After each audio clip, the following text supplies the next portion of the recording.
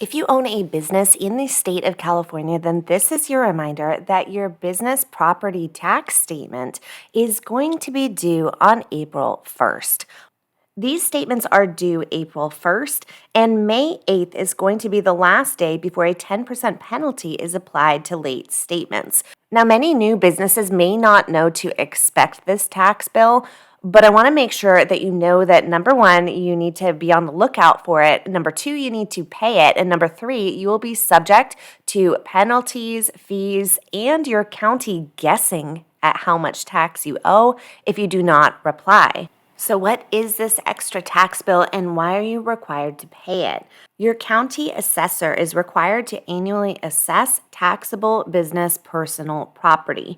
Business personal property is going to include all supplies, equipment, and any fixtures used in the operation of a business. Your county assessor will have sent you an official notice to file to your business address that is on record. That official notice is going to include your account number, your business ID or BIN number, as well as any date and filing information that you need to know that is relevant to your county. Statements can generally be filed online at the website provided on the notice. You're going to be asked a variety of questions similar to what is shown on the form here.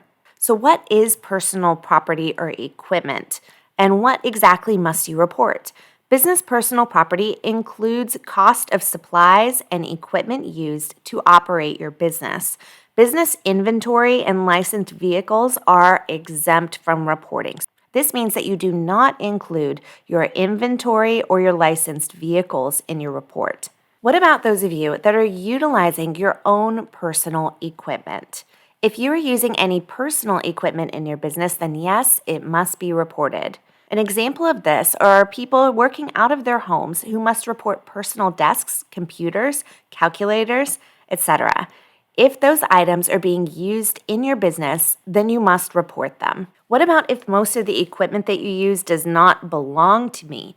What if most of the equipment that you use does not belong to you?